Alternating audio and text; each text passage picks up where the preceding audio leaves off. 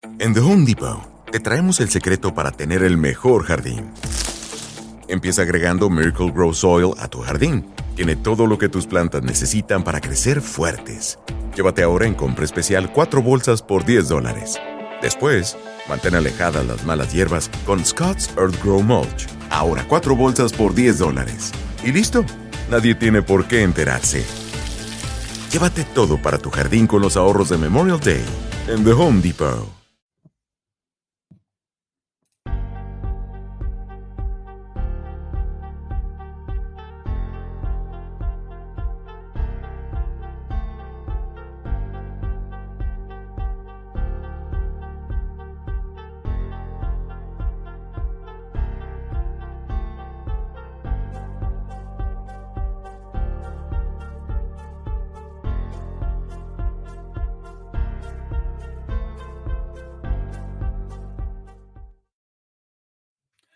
Hola, muy buenas a todos. Bienvenidos a La Chonera de Circe. Estamos aquí en otro programa que va a ser muy especial, no solo porque nos acompaña José Sotochica. ¿Qué tal, Pepe? Un abrazo.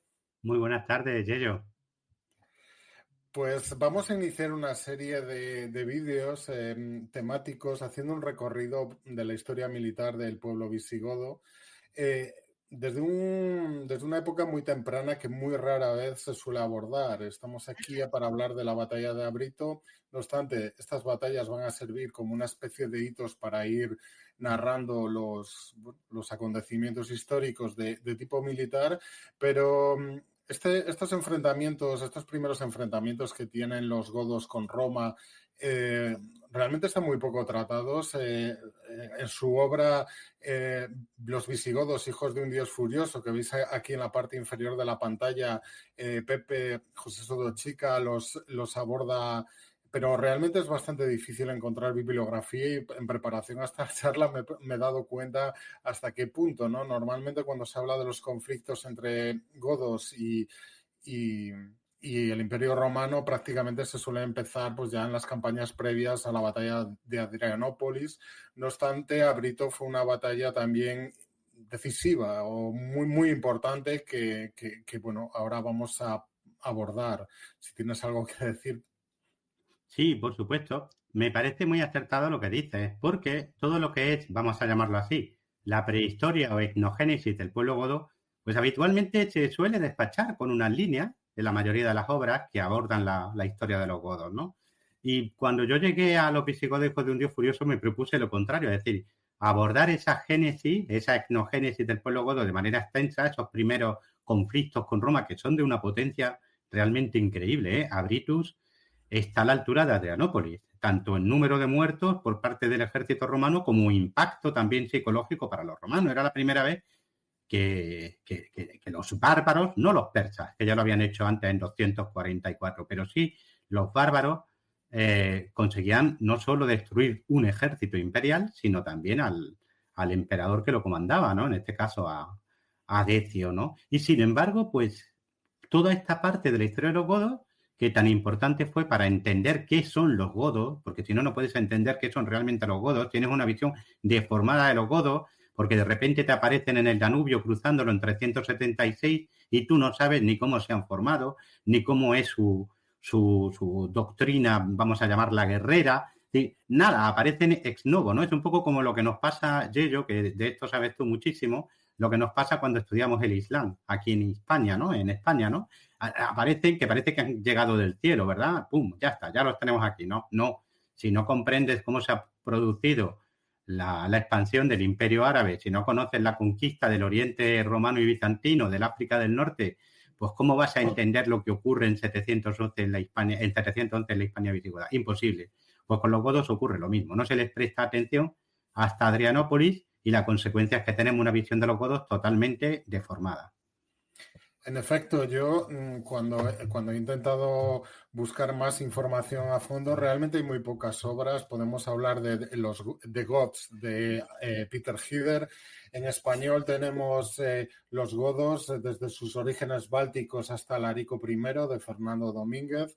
Luego hablaremos un poco sobre la bibliografía que hay sobre la cuestión, pero realmente tu libro, Visigodos, hijos de un dios furioso, yo creo que es la primera obra que lo aborda de una forma continua. Yo estoy hablando de una obra en tres idiomas, ¿no? Porque también tengo aquí The Goth de Simon McDowell y demás.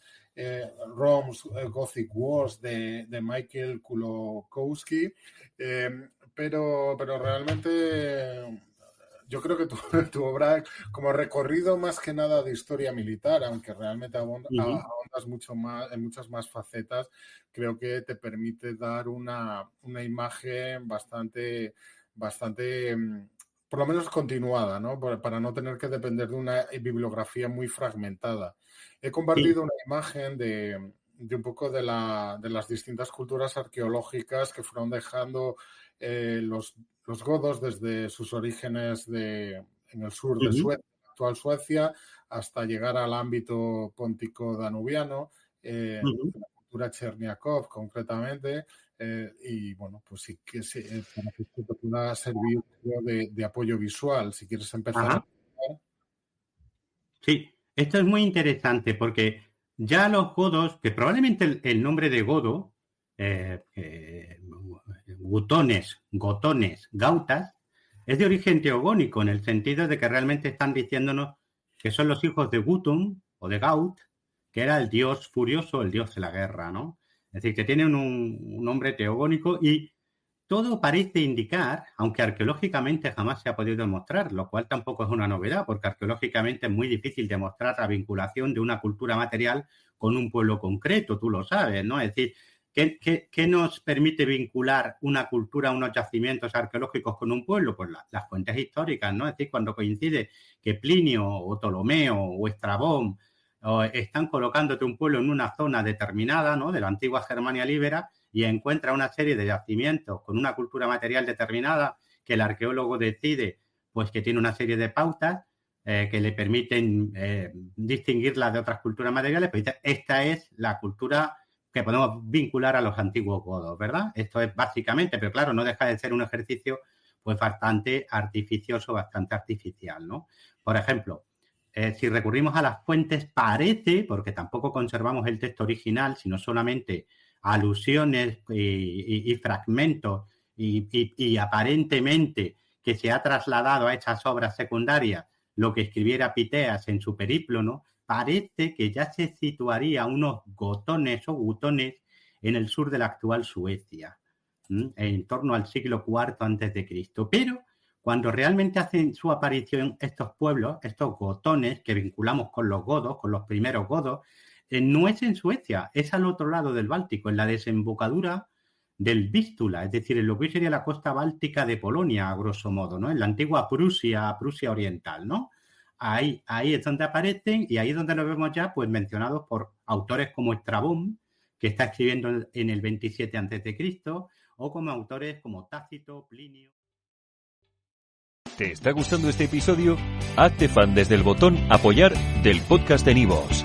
Elige tu aportación y podrás escuchar este y el resto de sus episodios extra. Además, ayudarás a su productor a seguir creando contenido con la misma pasión y dedicación.